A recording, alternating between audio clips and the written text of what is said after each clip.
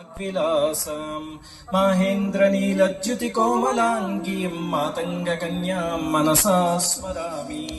నారాయణ సమారంభాం వ్యాసశంకరమధ్యమాం అస్మదాచార్య పర్యంతాం శ్రీసిద్ధేశ్వరానంద భారతీ పర్యంతాం వందే గురు పరంపరాం.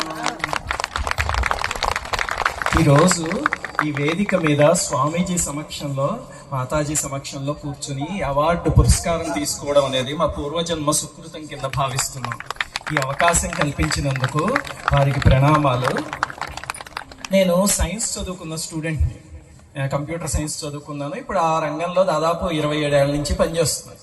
అయితే నా చిన్నప్పుడు, అంటే ఇంటరు డిగ్రీ ఆ ప్రాంతంలో, ఒక 15 ఆ సంవత్సరాల వయస్సులో ఒక సందిగ్ధతలో బాగా నలిగిపోయేవాడిని నేను. అదేమిటంటే, చిన్నప్పటి నుంచి మా నాన్నగారు వాళ్ళు నేర్పిన పూజలు అవన్నీ ఉన్నాయి. దాంతో ఏదో సంధ్యావందనం చేసుకోవడం, లలితా సహస్రనామం చేసుకోవడం, ఇలాంటివన్నీ అలవాటు. దాంతోపాటు కాలేజీకి వెళ్ళి సైన్స్ చదువుకుంటూ ఉంటే చాలా మంది ఆ నాస్తికత్వం ఉన్న వాళ్ళు ఉంటారు. వాళ్ళందరూ ఇవన్నీ త్రాష్ రాయి పూజలు, ఇవన్నీ పురాణాలన్నీ త్రాష్ అంటూ ఉంటే కొన్నిసార్లు అవును, మన కళ్ళెదురుగుండా జరగలేదు కదా, ఇది నిజమా అబద్ధమా అనే సందిగ్ధత ఉంటుంది. పూర్తి నాస్తికుడు అనుకోండి అదృష్టం, పూర్తి ఆస్తికుడు అనుకోండి అదృష్టం. ఈ మధ్యలో ఈ సంఘర్షణ ఉంటుంది. అంటే ఇంట్లో పూజలు అవన్నీ నేర్పించేస్తారు, కాలేజీలో సైన్స్ నేర్పిస్తూ వీటిని తిడుతూ ఉంటారు. అలాంటి వాళ్ళ జీవితం మాత్రం నరకప్రాయం. అటు వెళ్లాలో తెలియదు, ఇటు వెళ్లాలో తెలియదు, అంతే కదా. అటువంటి సందిగ్ధతలో చాలా సార్లు మేము భోజనం చేసే టేబుల్ దగ్గర జరిగే ప్రస్తావన ఏమిటంటే, మంత్రానికి చింతకాయలు రాలుతాయా వినే ఉంటారు కదా.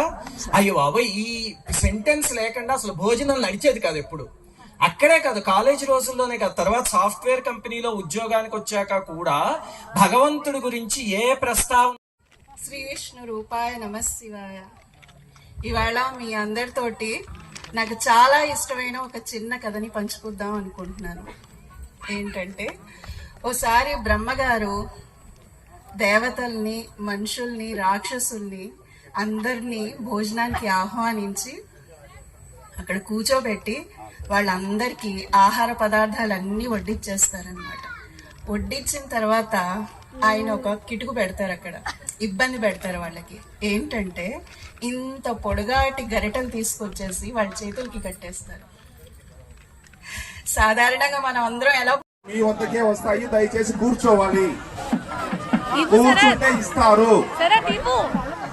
దయచేసి అందరూ గమనించగలరు, కూర్చుంటే ఇస్తారు.